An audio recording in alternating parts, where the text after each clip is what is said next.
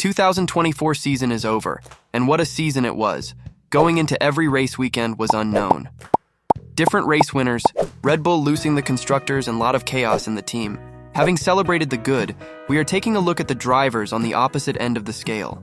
Following our top 10 rated drivers, it is time for those at the other end of the scale according to our driver ratings. The worst rated drivers of the F1 2024 season. Yuki Tsunoda. Perhaps a little harsh to be included in this list, but his average rating was just 0.03 off Alonso. Truthfully, it was a fairly consistent season from Tsunoda, but one with few standout results. His best result was P7, which he achieved on 3 occasions. Valtteri Bottas. After the astonishing admission that moving to Hinwil was a mistake, Bottas's steak nightmare is over. His worst season by far in F1 and one that may have been his final act in the sport. Though he shined on Saturday, entering Q2 multiple times, however, race pace was the real pain of Sauber. Several upgrades brought, but it did not give Bottas what he needed to earn points in Formula 1 2024 season. Esteban Ocon.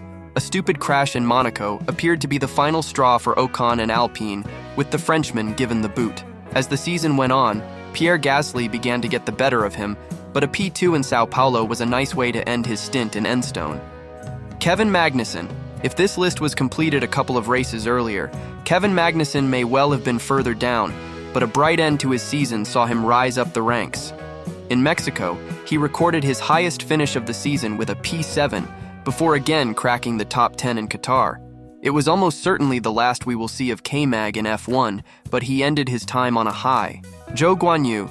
Not much to split the two stake drivers, and perhaps harsh that the one who did score points is lower on the list. But it really was a dreadful season for Zhou. He began the year by exiting in Q1 in the first 9 races, and his highest finish was 13th until Qatar. A forgettable way to fall out of Formula 1. Lance Stroll is lucky that Sergio Perez has taken much of the criticism spotlight, but it was another underwhelming season for the Canadian. Yes, the car was not great, but Fernando Alonso more than doubled Stroll's points tally with it. His crash before the race had even begun in Sao Paulo was a particular low point. That was the mindless thing an F1 driver could do on track. Let me know your views on this. Sergio Perez. In terms of expectation versus reality, Sergio Perez is easily bottom of the list. While his teammate won the World Championship, the Mexican finished a distant 8th. 2024 has been an awful year for Perez, and one that promised so much early on. Consecutive P2s to start the year suggested Perez was going to match the feats of Bottas at Mercedes, but then P5 in Australia became P8 in Imola, and the slide had begun. A crash in Monaco may not have been entirely his fault, but it was the first of 2 back-to-back DNFs that cost Red Bull. From that moment on, Perez never recaptured his early season form, with the RB20 no longer the best car on the grid. Latterly, it has been money that kept Perez in the seat, but the constructor's title has gone to Woking Team, not Milton Keynes, and for that, Perez is to blame. That's all for today. Let me know your views.